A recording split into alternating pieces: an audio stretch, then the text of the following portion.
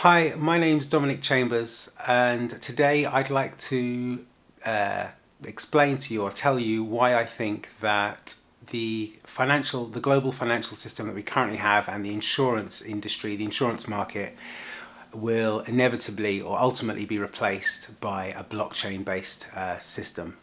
And the reason I think this is because once you have a blockchain with smart contracts, it becomes possible to offer the same services that we currently have, for example, in the global financial system, with much lower costs. And the reason for that is currently, if you want to create a financial service, you have to abide by quite a lot of regulations.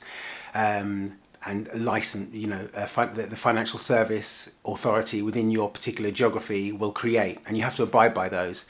Now, this is a really expensive process and requires a lot of manual oversight, so it's far from cheap. Not only that, there are often capital requirements.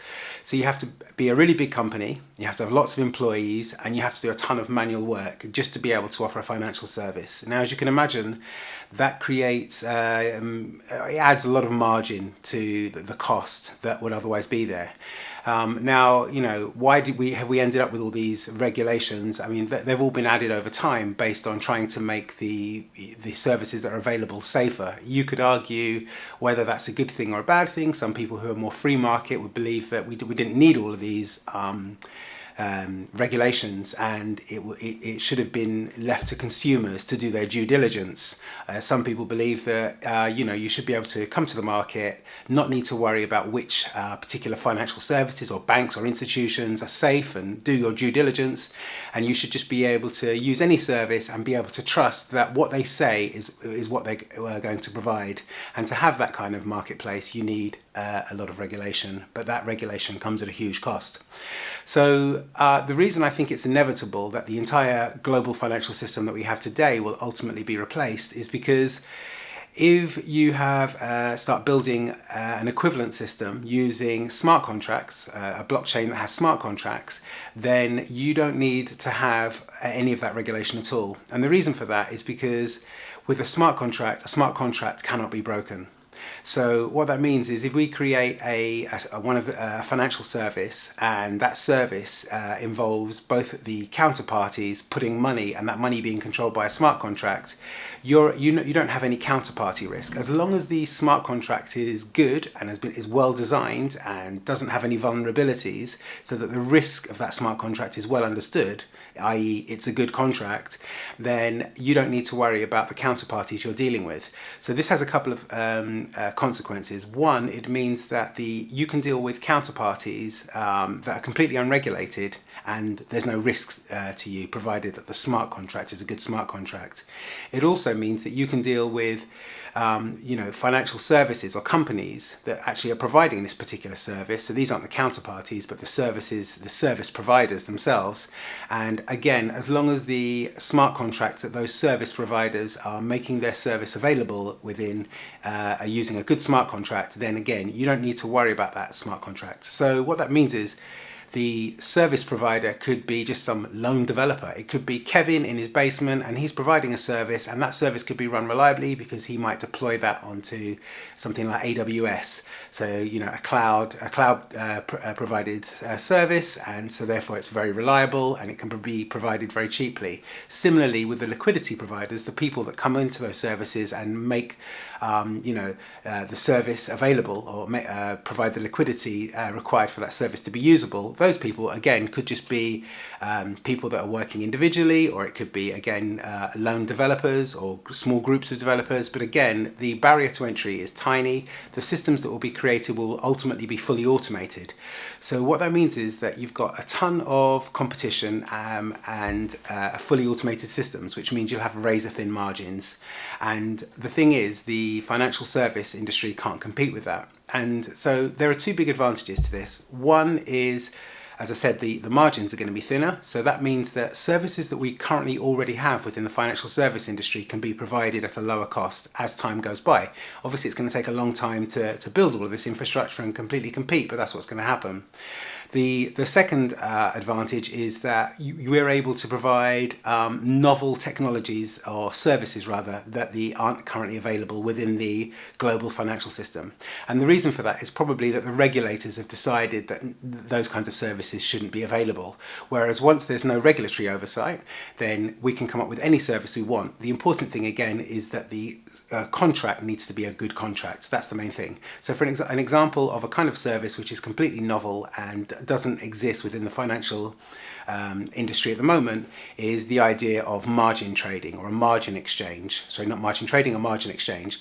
So a margin exchange is a service that traders can use if they want to be able to trade with more money than they have available. So for example, suppose you're a trader, you've got $1,000 and you're sure that there's a stock and it's either going to go up in price or down in price. You only have $1,000 that you can use for that trade, but you would like to be able to make that trade with $20,000. So what you can do is you can go to a marketplace and you can pay to borrow the extra $19,000 that you don't have and use that to do a $20,000 trade instead of a $1,000 trade. The idea here is that if you're wrong, you're the one that loses your $1,000 rather than the people that provided the $19,000. So if you make profits, the profits are yours, but they get their rental payment. Now the idea here is that what happens is the trader puts his $1,000 into the contract, the liquidity providers, and there could be more than one of them, put their $19,000 into the contract at a price that they agreed to, and the trader doesn't have custody of that money. Otherwise they could just steal it. But they are able to control which stocks it's invested in. So the custody remains with the smart contract. So again, if it's a good smart contract, that's fine. And the trader can control the smart contract and say that, which particular, like if it's stocks or if it's currency trading, whatever, what we want to buy or sell. And obviously the smart contract knows the current price. So it knows whether the trader's losing money or making money. And it can make sure that before all of that $1,000 has been lost, that it pulls the position and gives back whatever's remaining to the trader and the $19,000 back to the investors, who will also get their rental payment for while that trader has that money. So that's a completely novel application that wasn't possible in the financial services industry, which is possible. And there are probably loads of others. There's a whole ecosystem that's grown up, and it's called decentralized finance, or DeFi for short. And there are, I don't know half of it, but there are lots of novel applications that wouldn't have been previously possible. So, that's why I think over time we're going to see more and more this kind of DeFi ecosystem grow and grow. And I think ultimately it will end up completely eating the entire financial system. Now, obviously that isn't going to happen overnight. I mean, it's the same as the difference between Amazon and the bricks and mortar stores. The bricks and mortar stores are a massive disadvantage compared to the online stores like Amazon, because they don't have the reviews, they don't have the search, but the main thing is they can't offer the razor thin margins.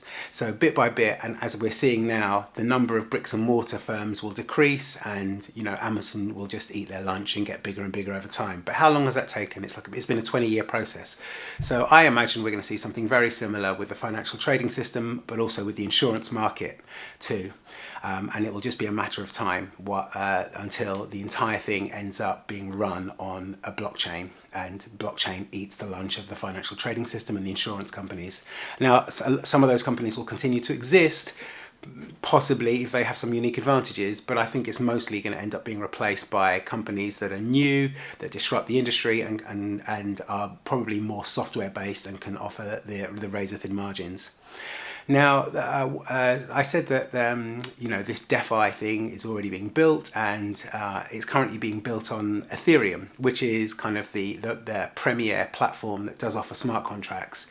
Now, although we have this and it's being built and it's growing and it's actually an amazing ecosystem, I would highly recommend you go and play with it. It's really incredible. There are some downsides or some limitations, which is that Ethereum just doesn't scale very well. And so, the way Ethereum works is, although there are lots of computers that form the network, this global decentralized network, all of those computers, although there are lots of them, they're all running the same code. They're validating the same set of instructions.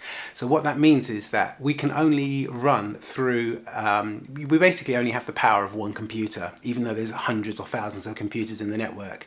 So we can only do as much work as we can put through a single computer. Now that's a huge limitation. There's absolutely no way that we're going to replace the global financial system using one computer. Obviously that's impossible. So we need a more scalable solution, and this is where 3G crypto platforms come into play, or 3G blockchain platforms come into play. Now one example of those is Ethereum 2, and another example which I happen to like a lot is Cardano. I'll look to make another video on probably both of those, but particularly Cardano, because of those two technologies, Cardano is the newer one. So while Ethereum is the one that kind of created smart contracts and has the largest ecosystem, Cardano is a much nicer technology, has a huge security advantages, it's much easier to develop against, and so I think although it's not ready for kind of prime time use yet, in fact it doesn't even have smart contracts available yet, that's coming towards the end of the year, if not early 2021, I think this is the platform that will ultimately win, maybe, and if it doesn't, it's going to be one of those kind of Betamax versus VHS things where, you know, VHS wasn't the best, but it won. But I'm kind of hoping that the Betamax will win this time round. Okay, let me know in the comments what you think of that. I'm going to look to make a number of other videos, maybe one where we have a look at talk about Cardano, and maybe something where I show you some of the features that are available using Ethereum 2.